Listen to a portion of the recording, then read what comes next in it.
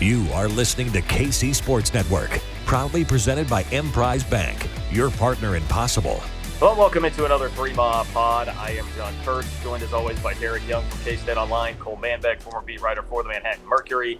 And we're talking hoops today. Who needs football, man? K-State is a basketball school. I have always said it, and we'll say it again today as we celebrate K-State putting up 116 points, count them, on the Texas Longhorns.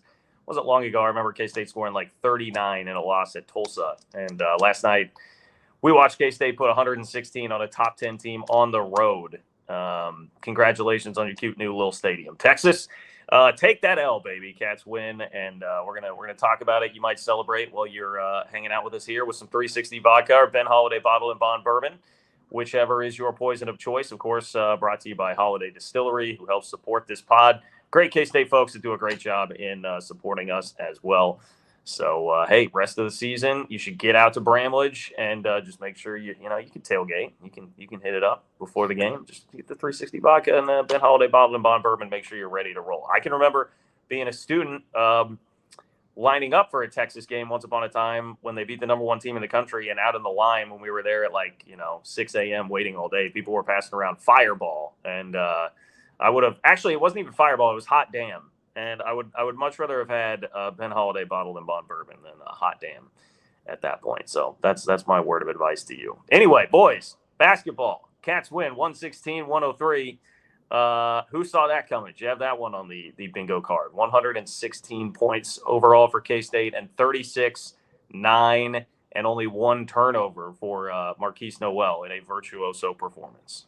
Yeah, I didn't have it on my bingo card, to answer your question. I'm not sure anyone did. It was kind of a consistent way of going about it. They scored 58 points in the first half. We were speaking to Cole just before the show started, said, when you have that kind of half, you expect to go cold in the second half. Well, they just went ahead and scored 58 points exactly on the dot once again. So it was 58 in the first, 58 in the second. In a way, and I know we'll get into it, felt a little fluky because you can't really lean on scoring 116 points on the road in the Big 12 as a reliable, consistent, tool to win games, especially since you only scored 21 in the first half against West Virginia. No, Cole's going to jump into that stuff, but either way, you will take it however you can get it on the road in the Big 12, a quad one win, an important win. You mentioned Marquise Noel going off.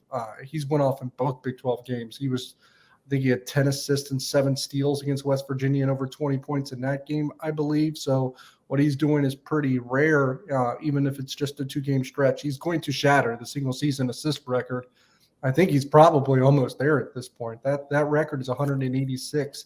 I think he had over 100 in the non-conference schedule, if I am correct. And then Cam Carter, be remiss if we didn't mention him at his best game of the season. He's kind of been non-existent on the offensive end, despite being Kansas State's best defender this year and probably best defender by a wide margin. And that's not to hate on the rest of the roster because some of them are playing really good defense like Naquan Tomlin. But Cam Carter's been just that good on the ball. But what was it? On Tuesday night, he was special in offense. He had some major threes that halted Texas runs. Yeah, the three made, Texas cut it to 8 in the second half with about 5 minutes and 30 seconds left, and Cam Carter goes down and drills a 3 to push K-State back out to 11, and it felt like K-State always had an answer whenever Texas made a run, and that place was getting loud. Look, this isn't like winning in the Frank Irwin Center when it's a dead atmosphere. This was an electric atmosphere. Texas fans are bought in their new arena. It's much louder. It's a tougher place to win. And this is an extremely talented team. I think you could make an argument that this is the most talented team in the Big 12 when you look at it. I mean, Timmy Allen, Marcus Carr, Tyrese Hunter, you're going to find a better 1, 2, 3 in this league when you look at those guys. I mean, those were 3 of the top transfers in America over the last 2 years. And, KSU fan in our group chat actually mentioned this before the game. Texas, out of their 6 of their 7 top guys in the rotation, had a combined 529 career starts playing college basketball at the Division I level. And if you look at the numbers that these guys put up, Timmy Allen and Marcus Carr each have almost 2,000 points in their career.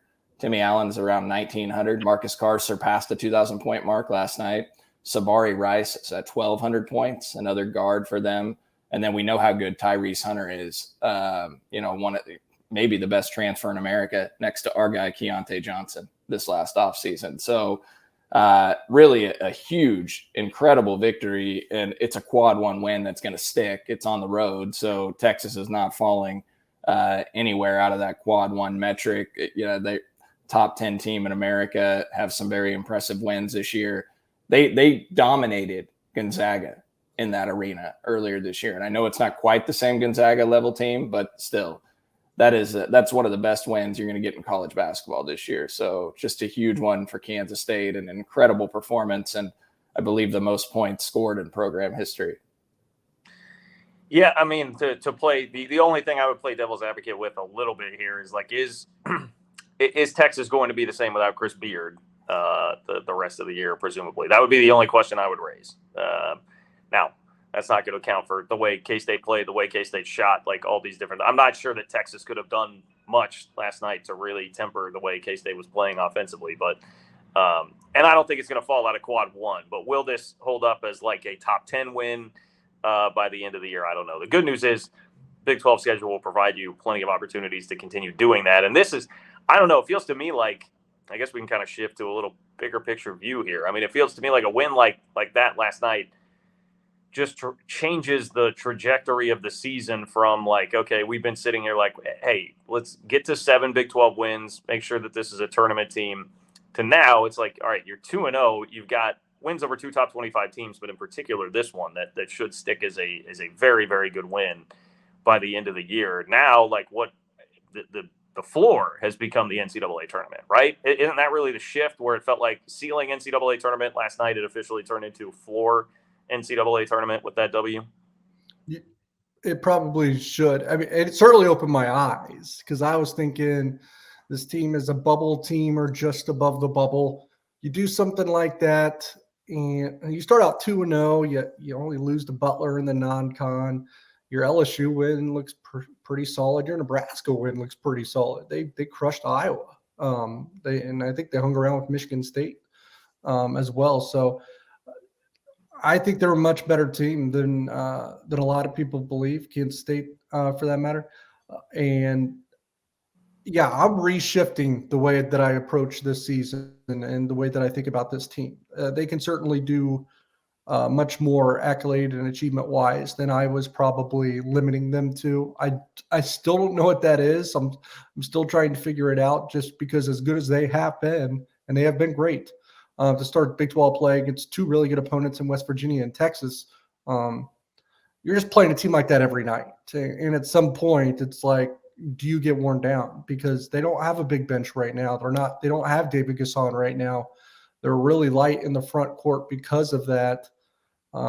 They're giving a lot of minutes to a handful of guys, and I know that they're just college age kids, but at some point in the season, the dam begins to break a little bit, and you wonder when that time happens. If it happens, it might not. And I guess going forward, I think the two most important pieces, or items, I should say, that'll probably factor into the question that you're bringing up is how much can Tyke Green do for this team? Because his continued development and progress within the system is going to be pretty vital in order to get guys, more time off the floor, so you don't have to average 38, 39 minutes a game. And then David Gasson, I think getting him back as soon as possible is pretty key as well, because they did this without David Gasson and with Naquan Tomlin playing barely any minutes in the first half. They put a lot on Bebe, and that's probably why they weren't as good defensively as they wanted to be. Yeah, I mean, I don't want to take expectations to an unrealistic level. I mean, I do want to be clear that making the NCAA tournament, winning 8 Big 12 games would be a gigantic success for this program and Jerome Tang and the coaching staff. So, this hot start that K-State's off to, 13-1, 2-0 in Big 12, I hope people don't raise their expectation level and think this is a team that, should finish in the top 2 of the Big 12. I mean, would certainly love that to happen, and perhaps they surprise us, but, they've just been really good, and they've won in different ways. They've won with defense in games, lower scoring. You look at the LSU game where they really grinded one out in the non-con, especially in that second half, and now they win a game with an offensive explosion. And I think that's important, to be able to win games in different ways, to be able to score it or to win it with defense. And the West Virginia game in itself, it was 2 different halves. They scored 21 in the first half on Saturday and then score 61 points in the second half and in overtime. So actually, over the last 6 halves, essentially of basketball, or 3 halves of basketball, K-State scored about 180 points. And it's incredible. I mean, you mentioned DY Marquise Noel. He's now at 119 assists on the year, which makes it an even more incredible number because he led K-State with 136 assists last season. So he needs 17 more to tie what he did all of last season, which actually his 136 last year were the most assists by a K-State player since 2017-18 season. So it's not even that low of a number. And yeah, he's going to shatter the assist record. Go ahead. And he led the Big 12 assists last year still at that number. Yeah. Flando tweeted this out last night. He's averaging 30 points and nearly 10 assists per game in his 2 Big 12 games, and just continues to be one of the best point guards in America. And I think there needs to be, could there be an argument that K-State has the 2 best players right now in the Big 12? I mean, I think they certainly have 2 of the best 5, but Keontae Johnson and Marquise Noel have just been incredible for this team. And it's going to get harder as they keep going through the Big 12. But those 2 pieces, a lot of teams would kill for. Yeah, if you're going by Ken Palm's O rating, they are 2 of the top 5, right? Yeah, they're Marquise Noel. This is from KSU fan shared this with us last night that Ken Palm has Marquise Noel as the number 3 highest offensive rated player in the Big 12 and Keontae Johnson at number 5. They've just been so great for Kansas State, and Keontae has somehow taken his game to another level. I don't even know if there's enough words to just describe how incredible what Keontae Johnson is doing on the court. The guy didn't play for 2 years. We thought there would be some rust. He's averaging 18 points and 7 rebounds a game and making 58% of his shots, and has taken his game to another level that he's never even had in his career at Florida when he was the SEC preseason player of the year. He's also shot 74 free throws. His career high for free throw attempts in a season was 95. He's going to shatter that. He's getting to the rim. He's finishing at an incredibly high rate. He's making 69% of his shots at the rim, which we all know was a big strength of his when he came to K-State. And it's just this system, the offensive system that K-State is running, Jerome Tang, Rodney Perry, this basketball staff, they're getting so many shots at the rim. KSU fans shared this, last night as well, or actually heading into the game. But heading into last night's game, K-State was number 5 in the country in assist rate. So they're assisting on their made field goals, the 5th highest rate in the country. And they're number 6 in the country in attempted field goal attempts at the rim, which was something that Jerome Tang clearly prioritized with the analytics when they, put together this roster, is they want to have guys that can attack and finish at the rim. And they're number 6 in the country in terms of taking shots at the rim last year, which is a huge jump.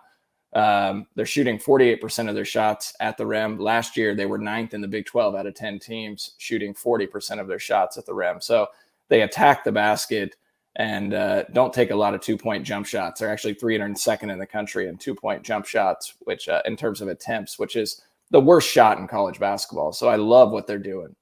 Yeah, well, he said he was going to run his program on analytics, and he's certainly doing that. That's an indication. Those numbers in terms of 2-point jumpers kind of puts that into perspective. Keontae Johnson also, I think, shooting an incredibly higher number from the 3-point line this year than his career numbers would suggest as well. Yeah, I mean, just the shooting numbers were ridiculous last night. I mean, the fact that K-State went 60, 50, 90 as a team, 60% from the field, 54% from 3, 94% from the free throw line that's insane. You're not going to see that very often. Not going to see that very often at all. And to me, Cole, this is where I need to bring you in. I mean, the performance last night from Noel and Johnson combined, they go for 36 and 28. So that's, let me go on math here, 50, 64 combined points. It reminded me a lot of a game that K-State unfortunately lost. Jerome Tang was a part of this game, but on February 25th in Waco, Texas, 2008, Baylor beat K-State 92-86, but Michael Beasley had 44 and Bill/Henry Walker had 31. So, I mean, I don't know. That's the only time, we've seen Marquise and Keontae go off before, but to that extent, That's the last time I can remember K-State having two guys doing something like that. I mean, there was the Denny Clemente 2009 performance in Austin where he hit 40, right? But I don't know. Those performances, I think, are right up there with some of the best we've ever seen. Jacob pulling on Valentine's Day against KU. I mean, it's in that sort of conversation. And for these guys, it wasn't just points either. They were doing it assists, steals, boards. Yeah. Yeah, I mean, you mentioned the Baylor game in Waco, and that was a frustrating one several years ago. But the difference in this game is there was more of a supporting cast to help those guys out because of what DY mentioned earlier with Cam Carter giving you 17 points and just hitting some gigantic shots, and Bebe giving you 10 points and 4 rebounds, and Desi giving you 8 off the bench, and Tomlin gets 11. And so you had so much of a supporting cast that really helped out. And, I thought Tomlin would have a little bit of rust in the second half after sitting 17 plus minutes consecutively in the first half. And it looked like it was an intentional by Jerome Tang and the staff to get Tomlin a touch, and ran a play for him right out of the gate to start the second half, got him a basket on the first possession. And, he had a huge first 2-3 minutes of that second half where he scored 7 points, hit a huge 3. Just to get him back in a groove, get him back in the flow of the game. And I thought that was really smart. But getting back to your point, John, I mean, yeah, I can't think of many two-man performances like that outside of what Bill did with Michael Beasley in 2008. Denny had the 44 in Austin that you mentioned, which I actually thought of last night when I thought of Marquise going for 36 at Texas. I was at that game in Austin covering it, and was just an incredible performance. I can't remember what Jake did in that game actually, but yeah, irregardless, it's one of the best two-man tandems right now in college basketball. Those guys are locked in together, and some of the passes that Marquise Noel is making, it's just insane. And what really impresses me, not only from his ability to see the court, but his guys catching the ball. Some of the passes he makes, we would have seen in the last few years, guys would have bobbled those out of bounds. They wouldn't have been ready for it. And just at the West Virginia game alone, he made 2 or 3 passes to Bebe where I couldn't believe Bebe made the catch and went right up. Like, these guys are ready to catch the ball. They have their head on a swivel. They know that the ball could be coming from anywhere, no look, etc. And they've really been finishing at a high clip at the rim. Probably get a lot of preparation and practice. I imagine Noel is throwing it around like that in practice as well. Practice like you play, right? Well, one of the things that I really noticed on the topic of Noel to come out after the game was, hearing Jerome Tang and Marquise both kind of say, like, yeah, I mean, sometimes for Tang, it was like, sometimes I get a little frustrated with his style of play, right? But you have to live with the good and the bad because the good is so far outweighing the bad at this point in time in the way that he plays. And there was a moment or two, there was one of those heat check threes where I was kind of like, he had back-to-back turnovers in a row at one point in the first half. I don't think it showed up in the box score because I know there's only one turnover there, but 2 plays that kind of led to turnovers. So there are those moments, but man, obviously you're not going to complain when everything else is going as well as it is. And I'm not trying to stir anything up here, but just an interesting observation that Marcus Noel, his brother, that's his brother, right, on Twitter. He tweeted out, he quote tweeted something about that and said, basically, to paraphrase, it's just a different in staffs. This staff trusts Marquise much more than the previous staff did. And it does seem like he has perhaps been a little bit more embraced. And I can remember even when Bruce recruited Marquise, the initial conversation when we were doing the radio show back then, it was like, all right, is Bruce Weber going to be okay with this guy that we see highlights of, like, taking shots from the logo, like just a couple steps in? Like, is that going to be a pairing that really works? And I mean, they had some success, but it does seem like this has been a more natural fit, a coach that's been able to get more out of Marquise by embracing a little bit more the style that he plays. I mean, it can be a reckless style, but if you trust him to, limit those mistakes that are certainly still going to come, then you're probably going to be rewarded tenfold at the end, at the other side, right? And I think that's what we're seeing the most. Like, he did have that 2-3 possession stretch where it looked like, okay, here, and this is where, Texas is going to capitalize and probably bring this thing back. And it never happened.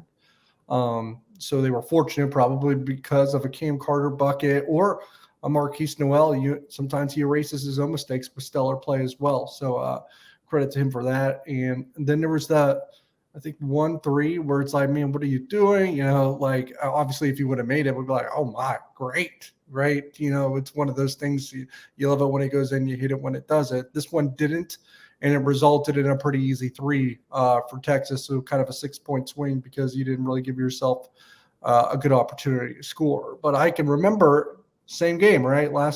Tuesday night at the Moody Center where I feels like they got some momentum going. They're on a hot streak. I think they're up 14-15. I don't know exactly. And he shoots one of those really questionable threes, like pulling up, heat check, and that one went in. And that's really, Texas had to call timeout, and that game really separated on them. I think that's probably when they came close to pulling it out to a 20-point lead. So, you're going to have to live with it a little bit. But if you try to limit him and restrict him too much, you really take away what makes him special. And I think that's what makes Jerome Tang a good coach, because he's not trying to limit or restrict him, but he is trying to coach him enough to where the best stuff is a lot more powerful than the bad. Noel's got a little bit of Denny Clemente in him, where, and I don't really mean like style of play, other than he'll come down and jack like the heat check 3 that can drive you insane a little bit as a fan, but also be awesome. When he hit one of those, like what you said, DY, last night, it was one of the best moments of the game. And you just know the other side is just pissed as hell.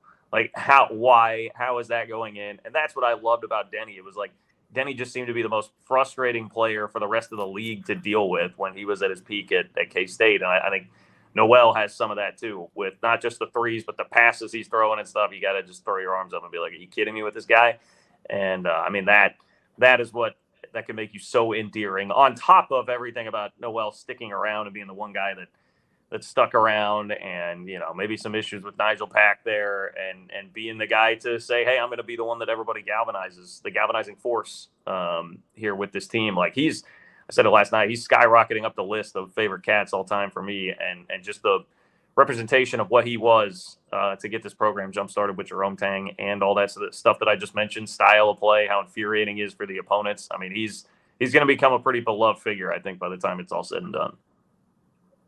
Yeah, I completely agree, John. And he must be frustrating as hell from a defensive standpoint too, because he'll strip the ball all the time and sneak around, and he can frustrate you too as a K-State fan, because he takes some gambles sometimes and it doesn't work out and the other team benefits. But I think the pros outweigh the cons on that. What did he have 2 or 3 strips in just the last minute last night when Hunter was trying to go up for 3? It was hilarious to watch. He tried to pick a pocket at one point last night. Like his guy's on the other end of the floor or other side of the floor, and he runs clear over to the other side just to try to strip the ball behind.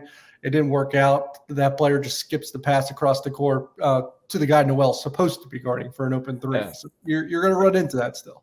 Yeah, well, and even he had one where Texas big secured the rebound, and he snuck around and poked it out and got a layup in the second half early on. So he just makes some incredible plays. He's a very savvy player. And someone made the comp on the boards last night at KSO DY comparing, I can't remember who it is, so I apologize, made the comp comparing him to Pierre Jackson at Baylor. And when you look at the numbers, and he's not quite as big as Pierre, but Pierre wasn't a big point guard. He was like 5'9", 5'10".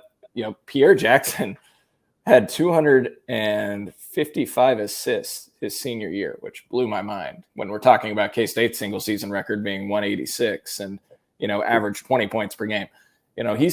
Marquise is putting together that type of season right now. So it's you guys remember, DY, you asked him at Big 12 Media Days, do you have it what did it mean to not be on the all Big 12 preseason team? And he looked at us and he said, I've got it noted. I got it noted right here. And he's an all Big 12 first team guy right now. So, credit to him for putting it together. I think K-State safely has 2 guys right now that are all Big 12 first team players. Well, Pierre Jackson's a great comp, man. You talk about like body type, like what they actually looked like out there on the floor, and then the numbers. That's shout out to whoever did that. That's a good comp for sure. One last thing I want to mention before we break, and then get into what the tourney resume is looking like in the upcoming schedule. Just to double down on this point because I know Derek mentioned it, but to be doing this without David Gasson, I mean, when I saw the news when we were just in the aftermath of the Sugar Bowl loss and basking in the glory of Bourbon Street, seeing that David Gasson was going to be out, I thought, oh boy, like this is going to get things off to a rough start in Big 12 play. It might be hard to come back from because, he'd been coming on a little bit. It had been counted on more, and I think playing better. And nothing against Ish Massoud, but if you're having to play, I mean, K-State did have to play him 20 minutes last night because of Tomlin's foul trouble, and he struggles. He goes through stretches where he struggles. I just thought, man, that's going to be a huge hindrance to this team, and to have started 2-0 and grinded their way through that without Gasson, I think is just I do not want that to get understated here. The fact that they were able to do that. Yeah, I would totally agree, and I'm not. While it's easy to do right now, I'm not going to run down Ish Massoud just for the point of this conversation, but Kansas State is a better team when those minutes are being occupied by David Gasson. So I think that's the best way to put it right now. On top of that, I think it is also reassuring that John Rothstein of CBS Sports, I guess, spoke to Coach Tang before, and Gasson was called a game time decision for that Texas game. So while he didn't play, I was at least encouraged that it seemed like potentially he had the chance, and he did go on the trip. He wasn't at the West Virginia game, but he was on the trip against Texas. So that to me is a sign of considerable progress. So I'll take that as a positive. Yeah, my biggest concern was him not being on the bench against West Virginia, thinking this might be something that's pretty severe. And just to see him on the road trip, no crutches, anything like that, I think he'll probably be back soon.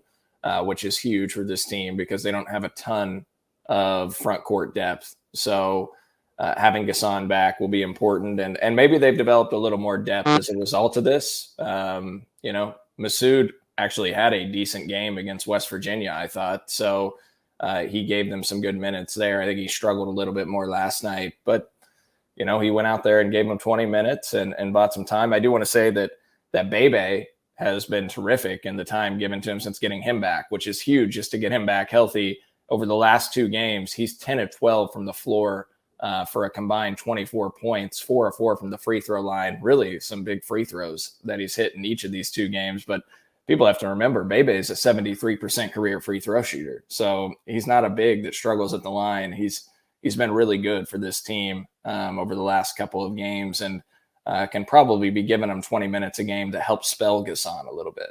The last point I would make is the minimum that Ish Massoud needs to be doing for K-State, should he be getting these kinds of minutes going forward, is I don't think anyone expects him to be a defensive force or a guy that really is able to bang in the paint. I think we all know he is. But when he gets open shots, he's got to knock them down at a much better clip than what we've seen recently.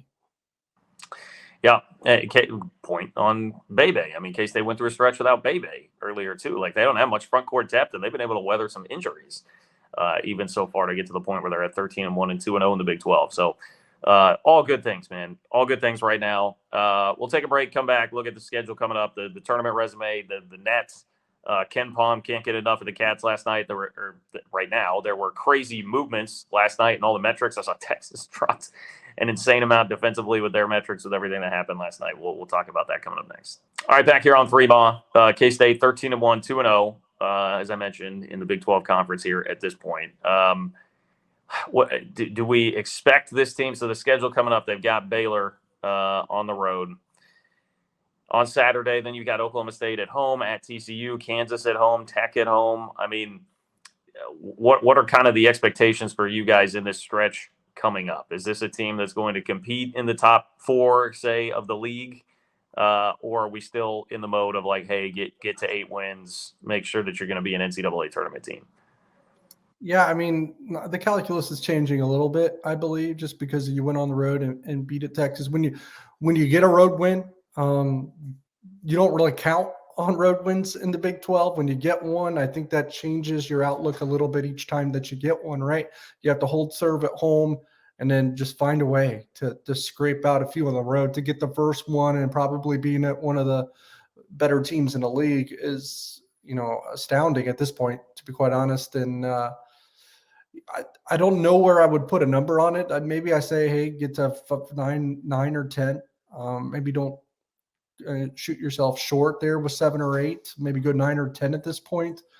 I'm certainly going to elevate it a lot more if they start out 3-0 and win in Waco. So now that becomes the most intriguing at this point, not just because it's the next game, but because you already have a road win. You're 2-0 in the Big 12. Baylor's not the same Baylor that we've been accustomed to seeing the last 3 or 4 years. This one is a tick below because they're not playing as well on defense as they typically do, which is interesting when Kansas State's kind of cooking on the offensive end right now. Obviously, it's Jerome Tang's first trip back to Waco as well. A lot of emotions probably going to play into that. So, if they could steal another one in Waco, then, sky's the limit's kind of the cliche, but then you kind of dream a little bit because following that is a home game against Oklahoma State. That's one where you do write off as a win. Now they have to still go there and take care of business against the Pokes. Obviously, they're starting out pretty well too. They beat West Virginia. They almost beat Kansas in their opener. So, again, no nights off in the Big 12, but you can start to dream a little if you're able to win in Waco. Yeah, there's no gimmies in this league. You mentioned it, DY. They were up. Oklahoma State was up 15 at halftime against KU and led by a point with under a minute left in Allen Fieldhouse, which is incredibly difficult to do. So this league is so tough, top to bottom, and you got to be ready to play night in and night out. I mean, I came into this road trip just thinking I'd be ecstatic if they got one of the two, and they already got the Texas win. So kind of feel like playing with house money, going to Baylor here. This isn't a game that you have to win. Now you do win it, then you can start to dream, with this team. But I'm still in the boat that I would be very satisfied with a 9-9 type Big 12 season for this team. That would be a lock for the NCAA tournament. So I would be very happy with that. Although, I want to dream a little bit. I think back to when I covered the team in that 2011-12 season when K-State won back-to-back games on the road against top 10 Missouri and top 10 Baylor. And that would be kind of what this would mean for this program if they were able to do it. I will say, while Baylor has struggled some recently, and they clearly aren't the same defensive team like DY said this season, LJ Cryer's missed the last couple games due to concussion. He's one of their best players. He's expected back tonight, actually, when they play, I believe. So he'll be playing against K-State on Saturday. He's a big-time shooter, big-time scorer. So they'll be at full force in all likelihood against K-State. It could be a desperate Baylor team, too. We'll see what the outcome of their game is tonight. But be very happy just that they got this one road win, take care of business at home next week against Oklahoma State. And then you got a tough road at TCU as well. It's just the schedule can get daunting when you look at it. But it'll set up a heck of a fun atmosphere against KU in Bramlage Coliseum 13 days from today. With the way both teams are playing offense and with the way both teams are playing defense, like you said, Baylor gets Cryer back. There's a potential for a lot of points at the Farrell Center on Saturday as well. Cole, you mentioned Oklahoma State and Kansas. Is Kansas going to win a Big 12 game without any controversy this year? Are they going to need a little help every single time out there? Is that why do we let them do this? Look, I find it annoying when I hear broadcasters say, well, you're not going to get that call in Allen Fieldhouse. Like, a foul is a foul. Okay, so yeah, but what about a call in United Supermarkets Arena? What about a call in Lubbock? Yeah, I mean, that was hug in the paint. Yeah, that was really bad. I don't know. That's not called. I know KU fans. I didn't get to watch the whole game. I watched the last minute, and I know KU fans will point to they only, I think, shot 4 free throws in the game. But it's those situations that end games. Oh, not just that goal. Oh, okay. KJ Adams got hammered on a dunk. Boy, if I had $1 for every reply I saw from Kansas fans, a clip of the play in the paint last night. Yeah, you're right. I agree. Jeff Goodman, KU did get screwed. KJ Adams got hammered on a dunk. Just shut up. Yeah, I can't speak to the whole game because I wasn't able to really focus in on it. But yeah, I mean, it's when referees swallow their whistles at the end of games like that. I don't know. It's frustrating, but yeah, should be a fun matchup in Manhattan. The one against Oklahoma State was the worst because if you're talking about KJ Adams getting hammered on a dunk, like who was it for Oklahoma State got hammered on that dunk and it wasn't called? So yeah, I digress. Anyway, okay, we've got I'm just gonna let everybody in on a little secret here. We got a football pod to record, so we're gonna mosey on out here. But appreciate Appreciate 360 Vodka. Appreciate Holiday Distillery. Everything that they do to help support our podcast. So, with that being said, for Derek Young, Cole Manbeck, Jed Marshall producing this thing, I am John Kurtz. Hopefully you tune in for a football pod coming up soon. Not going to be as fun or exciting probably as this one, but a lot to discuss there. Thanks for listening to Three Ma. Take care, and we'll see you soon.